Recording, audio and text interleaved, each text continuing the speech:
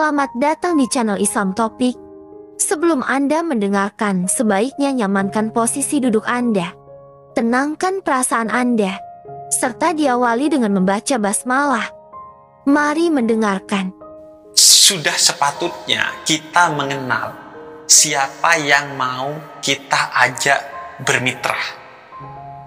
Dari bermitra dalam urusan bisnis, bermitra bahkan dalam perjalanan kemana, sebaiknya lo kenal. Jangan lo jalan sama orang-orang random yang bisa jadi gak bikin lo bahagia dalam perjalanan, atau bahkan bikin lo susah dalam perjalanan.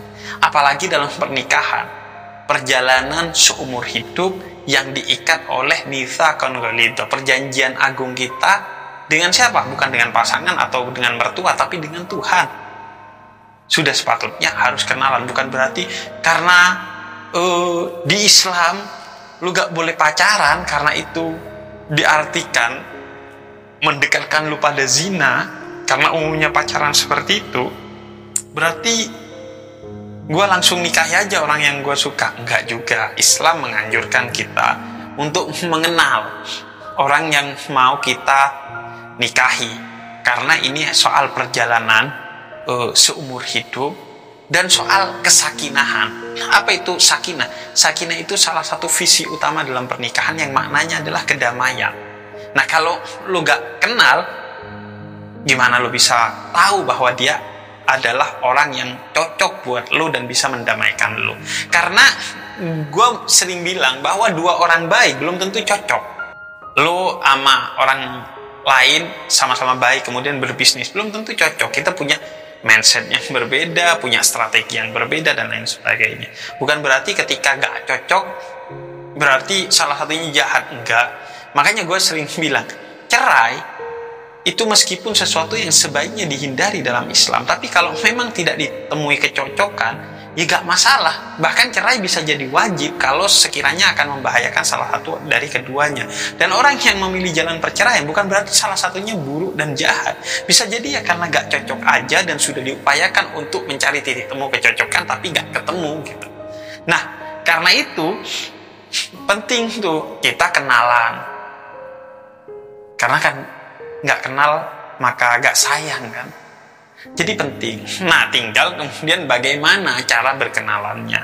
Maka dibahas oleh para ulama. Salah satunya yang kontemporer atau yang paling baru lah ya, itu Syekh Wahbah Zuhaili dalam karyanya yang berjudul Al-Fiqhul Islami wa Adillatuh. Beliau memberikan rel perkenalan seorang yang mau memadu kasih dalam ikatan pertunangan dan pernikahan. Itu adalah yang pertama dengan mencari tahu pasangan masing-masing. Dari mana? Dari yang pertama, informasi yang ada di sekitar yang valid. Saudaranya lah, gue minta info dari dia, atau tetangganya. Lu bisa lihat dari teman sekolahnya yang mungkin ada yang kenal dengan lu, atau saudara lu, atau gimana gitu. Atau sekarang sih simpelnya lihat dari medsosnya, walaupun medsos sering kali pencitraan. Tapi kan lu juga punya platform-platform lain untuk mengenal dia. Jadi pertama, mengenal dari orang-orang yang ada di sekitarnya, yang kenal dia dan bisa memberikan info secara valid kepada lu, dan lain sebagainya. Nah, yang kedua, lo bisa mengutus orang dari keluarga lo yang bisa dipercaya, bisa mencari tahu, mendapatkan kesimpulan lah, untuk pergi ke calon bini lo dan meminta informasi-informasi yang dibutuhkan. Apa aja informasi yang dibutuhkan. Dan itu harus layer selanjutnya udah. Karena kan bisa jadi keluarganya ya gak bisa lu nanya yang aneh-aneh, atau bisa jadi keluarganya memberikan informasi yang bias dan lain sebagainya. Karena itu step kedua tuh. Jadi lu ngutus dia. Kemudian yang ketiga, kalau lu emang wah udah oke juga nih informasinya. Yang ketiga, lu datang langsung dengan ditemani mahram lu. Syukur-syukur lu masih punya orang tua, atau kalau enggak saudara lu, atau kalau enggak keluarga lu untuk menemani lu ketemu dengan keluarganya dia bersama si calon bini yang ingin lu ketahui. Jadi di ruang tamu, kemudian kita ngobrolnya tuh di tempat yang agak jauh, misalnya di taman, ruang tamu itu di sebelahnya kan misalnya ada tamannya, ya udah di sana gitu, yang masih kepantau sama kita. Ya udah lo ngobrol tentang hal-hal yang nggak aneh-aneh tentunya, tapi lo butuhkan untuk mendapatkan informasi. Ini baik cowok ke cewek ataupun cewek ke cowoknya, sama-sama saling menggali. Bukan berarti yang harus menggali hanya cowoknya, enggak. Cewek juga berhak memilih siapa yang mau dia nikahi. Bahkan orang tua sepatutnya tidak melarang ceweknya menikahi cowok pilihannya jika cowok pilihannya itu bukan aneh-aneh. Tapi gak kaya, Bib, itu gak aneh. Tapi gak tampan, itu juga gak aneh. Orang tua hanya membimbing, memberi masukan. Kalau dia milih, ya terserah, karena gak tampan menurut kita, gak kaya menurut kita, mungkin itu bukan kriteria bagi anak kita. Tapi suka mabuk, Bib, nah kalau itu baru harus dihadang tuh perempuan dari memilih cowok yang tidak dibenarkan secara syariat. Setelah itu, yaudah, lu minta waktu. Kalau lu butuh satu kali pertemuan gak cukup, lu minta waktu untuk ketemu lagi beberapa kali. Yang penting ditemani oleh mahramnya. Jadi sewajarnya aja. Tapi beneran, Bib, gue gak bisa tuh kenal pastinya kan dengan hanya pertemuan semacam itu. Kalau lu pola pikirnya begitu, menurut gue ya, jangankan kepada orang lain deh, kepada diri lu sendiri sampai mati pun lu itu gak bisa kenal seutuhnya, apalagi ke orang lain. Aneh kalau lu sampai pacaran bertahun-tahun dengan asumsi untuk bisa kenal. Gak akan mungkin lu bisa kenal secara utuh, karena kata Jalaluddin Rumi, seorang spiritualis muslim, manusia itu bukan tetesan di tengah samudra, tapi samudra dalam bentuk tetesan. Luas banget kita ini. Gak mungkin lo bisa kenal kepada diri lo sendiri, apalagi calon bini lo. Jadi kita kenalan sewajarnya, secukupnya tentang hal-hal yang menurut lo menjadi prinsip dalam berumah tangga. Apa prinsip lo dalam berumah tangga? Oh, gue prinsipnya urusan duit itu strike banget, harus ketat. Ya udah, lo bikin perjanjian pranikah, nggak apa-apa kok dalam Islam. Atau lo bikin kesepakatan-kesepakatan soal itu. Artinya, ya udah, apa yang menurut lo pondasi? Oh, agamanya, ya udah, lo diskusi pandangan keagamaannya menurut lo sesuai nggak dengan lo? Apa yang menurut lo penting sebagai pondasi? Karena itu, sebelum lo memilih siapa yang mau lo nikahi, lo harus tahu kriteria lo itu seperti apa untuk kemudian lo jajaki kepada calon yang mau lo nikahi, sehingga lo bisa kenali pondasi-pondasinya. Sebelum Anda mendengarkan kembali, akan sangat berterima kasih kami jika Anda sudi ikut serta mendukung channel ini, tentunya dengan cara like, komen, dan subscribe. Mohon maaf dan selamat mendengarkan kembali. Oke nih, udah ketemu pondasi-pondasi berpikirnya, emosinya, ekonominya, kesehatannya, udah klik. Tapi kan bisa jadi gue gak kenal detail-detailnya.